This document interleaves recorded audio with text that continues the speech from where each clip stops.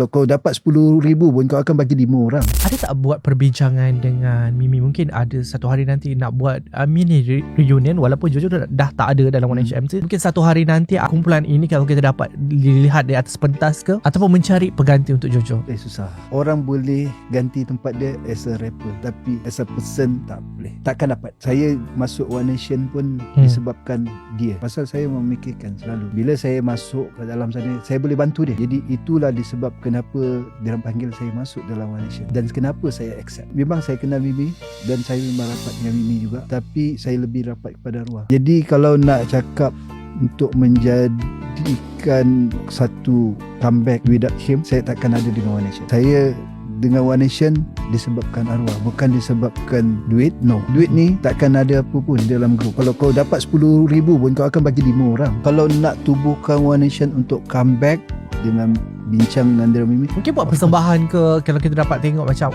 inilah sebenarnya anggota asal One Nation di satu pentas untuk digabungkan kembali kan, untuk mengimbau kejayaan ataupun pencapaian korang selama ini. Saya bukan anggota asal. Anggota asal awal je adalah Jojo, Mimi, Kozi dan Zaidi. Itu adalah yang originally. Tapi disebabkan GV, dan sebelum GV pun saya dah masuk dengan One Nation untuk menggantikan Kozi. Bila saya masuk GV, saya menggantikan Zaidi. Jadi bagi saya susah lah, berat untuk saya.